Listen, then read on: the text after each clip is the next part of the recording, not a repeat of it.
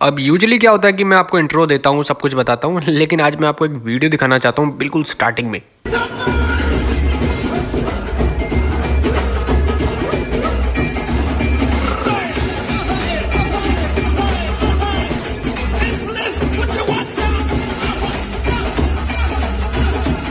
तो आया ना मज़ा।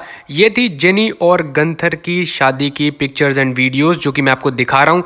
और गंथर की शादी हो चुकी है। जेनी एक पंजाबी है, इसीलिए वेडिंग में एक सालसा का इवेंट था और एक पंजाबी भंगड़े का इवेंट था और ये उसी की वीडियो है। जेनी बता दूं एक पंजाबी है, तो बीइंग माई सेल्फ पंजाबी, तो ये भंगड़े की वीडियो तो मुझे बहुत ज़्यादा पसंद आई और इसीलिए मैं आपको ये दिखाना चाहता था। और इसके अलावा शादी में दूल्हे के दोस्त भी थे, तो काइजर और विंची भी आपको नजर आ जाएंगे और एनएक्सटी यूके के इल्जा नाम के एक सुपरस्टार भी आपको नजर आ जाएंगे और लोकल ब्रिटिश सुपरस्टार रेसलर्स भी आपको इसमें नजर आ जाएंगे। और बहुत सारे रेसलिंग न्यूज पोर्टल्स ने कांग्रेचुलेशंस भेजी हैं गंथर और जेनी को। इसके अलावा डब्ल्यूडब्ल्यूई ने भी भेजी हैं और हमारी तरफ से भी बहुत बहुत कांग्रेचुलेशंस गंथर और जेनी को। और अब बात करते हैं मंडे नाइट रॉ के बारे में। मंडे नाइट रॉ का पूरा एपिसोड नाइट 2 का ड्राफ्ट का भी एपिसोड था। तो कुछ ऐसे फ्री एजेंट्स भी हैं जिनको किसी ने नहीं लिया और वो खुद चाह के चूज कर सकते हैं किसी भी ब्रांड में। और इन फ्री एजेंट्स का नाम है Baron Corbin, Cedric Alexander, Shelton Benjamin और एलायस। ये 4 सुपरस्टार ऐसे हैं जो कि फ्री एजेंट हैं और ये कहीं भी जा सकते हैं, किसी भी ब्रांड को चुन सकते हैं। और इसके अलावा कुछ सुपरस्टार ऐसे भी हैं जिनको मंडे नाइट रॉ के बाद भी पिक किया गया है और ये सारे सुपरस्टार मंडे नाइट रॉ में जा रहे हैं। आप लिस्ट देख सकते हो, आप इसे पॉज करके भी देख सकते हो। और अब बात करते हैं ब्रे वाइट के बारे में। ड्राफ्ट हो चुका है, ब्रे वाइट का कहीं भी नाम नहीं था, ये चीज सबने नोटिस कर ली। लेकिन कुछ न्यूज आई है ब्रे वाइट के रिगार्डिंग और उनके रिटर्न के रिगार्डिंग। तो सबसे पहली थिंग, डब्ल्यूडब्ल्यूई ने एक नया राइटर हायर किया है स्पेशली ब्रे वाइट की स्टोरी लाइंस के लिए। और आपको याद होगा ये काम पहले भी डब्ल्यूडब्ल्यूई कर चुकी है। जब ब्रे वाइट का रिटर्न होने वाला था एक्सट्रीम रूल्स में, तो उससे पहले एक राइटर, एक मार्वल कॉमिक राइटर को हायर किया गया था specially for Bray Wyatt and his story lines. और अब फिर से ये चीज हो चुकी है। इसका मतलब काफी पॉजिटिव है कि ब्रे वाइट का बहुत जल्दी रिटर्न होने वाला है। और इसके अलावा भी कुछ पॉजिटिव रिएक्शंस आ रहे हैं जहां पे ब्रे वाइट के कुछ फेमिलियर लोग हैं जिनका कहना यह है कि ब्रे वाइट काफी ज्यादा एक्साइटेड है अपने रिटर्न के लिए और बहुत जल्दी वो अपना रिटर्न करने वाले हैं।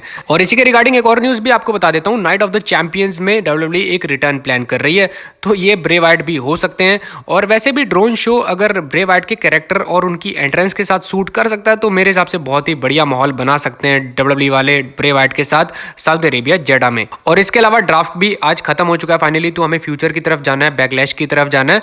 लेकिन अगर मैं बात करूं कि ड्राफ्ट में आखिर जीता कौन, किसको ज्यादा फायदा हुआ, तो मेरे हिसाब से वो ब्रांड है स्मैकडाउन। स्मैकडाउन को रॉ के मुकाबले कंपेटिवली थोड़ा सा ज्यादा फायदा हुआ है। 19-20 का डिफरेंस है, ज्यादा डिफरेंस नहीं है, लेकिन थोड़ा सा एज ले गई हमारी स्मैकडाउन। और अब बात करते हैं बैकलैश के बारे में। बैकलैश के लिए 7 मैच ऑफिशियल हैं और रॉ की तरफ से आज मौका था, क्योंकि आखिरी एपिसोड था मंडे नाइट रॉ का एपिसोड का बैकलैश से पहले, तो आखिरी मौका था डब्ल्यूडब्ल्यूई के पास एक तगड़ा हथौड़ा मारने का या फिर फ्यूड को ज्यादा गर्म करने का। कुछ मोमेंट्स में ये चीजें हुई। एग्जांपल के लिए मैट रिडल, केविन ओवेंस और Sami Zayn versus bloodline का जो मैच होने वाला है बैकलैश में, उसके लिए डब्ल्यूडब्ल्यूई ने ठीक ठाक हाइप बना ली और फ्राइडे नाइट स्मैकडाउन का एपिसोड भी इस फ्यूड को और गर्म करने के लिए काफी है। लेकिन अगर मैं बात करूं सेथ रॉलिंस और ओमोस के मैच के बारे में, क्योंकि वो तो रैंडमली डाल दिया गया था, लेकिन मौका था डब्ल्यूडब्ल्यूई के पास इस चीज को थोड़ा गर्म करने का। लेकिन ओमोस अलग जॉबर के साथ मैच करते हुए नजर आए, जबकि सेथ रॉलिंस का मसला था पॉल हेमन और सोलो सिकोआ के साथ। तो ये दोनों अगर आमने सामने आते तो मजा थोड़ा और आ सकता था। और वैसे बियांका ब्लेयर और इयो स्काई का भी मैच होने वाला है बैकलैश में, लेकिन यहाँ पे भी कोई हाइप मेन क्रिएट नहीं की गई, ना कोई वायलेंस ना कुछ। बेसिकली एक बैक स्टेज सेगमेंट था, एक इंटरव्यू सेगमेंट था जहाँ पे थोड़ी बहुत गर्मा गर्मी हुई थी और कुछ भी नहीं हुआ। और बहुत जल्दी मैं बैकलैश की प्रेडिक्शन वीडियो भी लाने वाला हूँ, तो चैनल को सब्सक्राइब कर लेना और stay tune for prediction video. और अब बात करते हैं मिस के बारे में। डब्ल्यूडब्ल्यूई के एक राइटर हैं जो कि मानते हैं कि मिस हैं एक सबसे बड़े चैनल चेंजर। नहीं समझ आया तो चलो आपको बताता हूँ। डब्ल्यूडब्ल्यूई के लगातार सेगमेंट्स होते हैं, लेकिन उसमें जो मिस का सेगमेंट है वो काफ़ी ज़्यादा प्रिडिक्टेबल है। हर बार क्या होता है, मिस टीवी का सेगमेंट होता है, कोई ना कोई गेस्ट आता है और मिस की लिटरली ऐसी तैसी मार के चला जाता है। और लास्ट मंडे नाइट रॉ में भी सेम केस हुआ। शिंसके नाकामुरा आए, बहुत बढ़िया सेगमेंट चल रहा था, लेकिन सबको पता था कि मिस की धुलाई होने वाली है और फिनिशर लगाया शिंसके नाकामुरा ने मिस पे, और सेम सेगमेंट बिल्कुल उसी प्रिडिक्टेबिलिटी के आधार पे खत्म हो गया। और इसी राइटर ने ये चीज़ का मेंशन करते हुए ये पूरी चीज़ कही कि मिस है सबसे बड़े ग्रेटेस्ट चैनल चेंजर। और इसको लेके आपकी क्या थॉट्स हैं मुझे ज़रूर बताना। वैसे मिस ने एक बहुत ही कमाल का मैच भी दिया था सेथ रॉलिंस के साथ, जिसको काफ़ी ज़्यादा अप्रिशिएट किया गया था बैक स्टेज में। पिछले हफ्ते की बात कर रहा हूँ। तो ऐसा नहीं है कि सिर्फ मिस सेगमेंट ही देते हैं, बहुत अच्छे मैचेस भी वो देते हैं। और अब बात करते हैं बैकलैश में एक मैच के बारे में जो कि होने वाला है पोर्टोरिको के स्टार बैड बनी वर्सेस हमारे डेमिन प्रिस्ट जो कि हैं जजमेंट डे के मेंबर।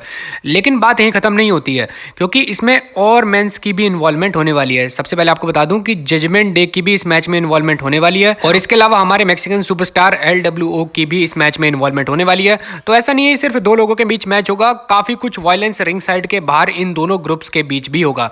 तो ये काफी ज्यादा इंटरेस्टिंग रहेगा देखना कि बैकलैश में आखिर इस मैच में क्या होता है। और हाँ, आपको बता दूं कि बैकलैश की प्रेडिक्शन वीडियो आने वाली है तो स्टे ट्यून, क्योंकि उसमें भी काफी कुछ चीजें हैं जो मैं आपके सामने रिवील करूंगा जो कि काफी ज्यादा सीक्रेट WWE ने मेंटेन करके रखा हुआ है। और अब बात करते हैं मंडे नाइट रॉ के बारे में। ब्रॉक लेसनर की अपीयरेंस थी और बहुत ही कमाल का एक सेगमेंट था जहां पे कोडी रोड्स हिट करते हैं एक पंच ब्रॉक लेसनर को। लेकिन जो मेरे ख्याल स्क्रिप्ट में नहीं था वो ये था कि ब्रॉक लेसनर को कुछ ज्यादा ही तेज हिट कर गए हमारे कोडी रोड्स, जिसकी वजह से उनकी नाक से खून निकल रहा था। तो कभी कभी चीजें गलत भी हो जाती है सेगमेंट्स के दौरान, कोई पंच कहां लग जाए किसी को कोई भरोसा नहीं है। एक बार याद करो जॉन सीना को नी लग गई थी सेथ रॉलिंस की, जिसकी वजह से उनको फ्रैक्चर हो गया था नोज में।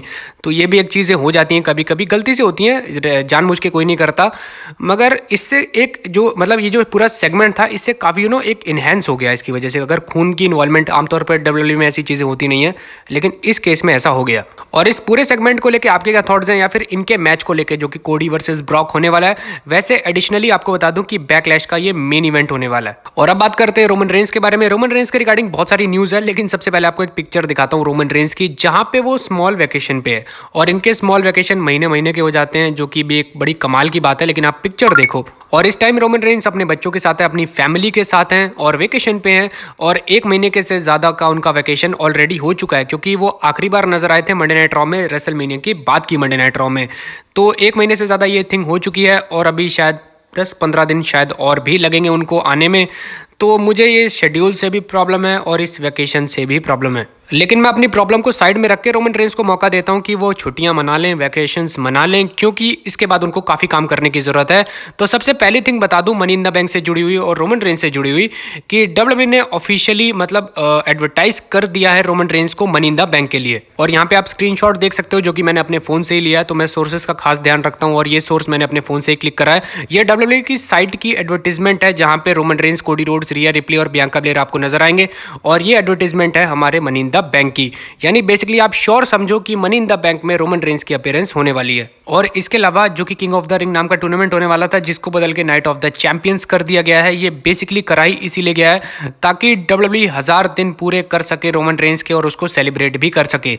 तो 2 अपीयरेंस तो रोमन रेंस की पक्की है और तीसरी अपीयरेंस भी पक्की है। मैं बात कर रहा हूँ समर स्लैम के बारे में। और समर स्लैम में WWE चाहती है कि रोमन रेंस अपनी चैंपियनशिप को करे defend with a good opponent.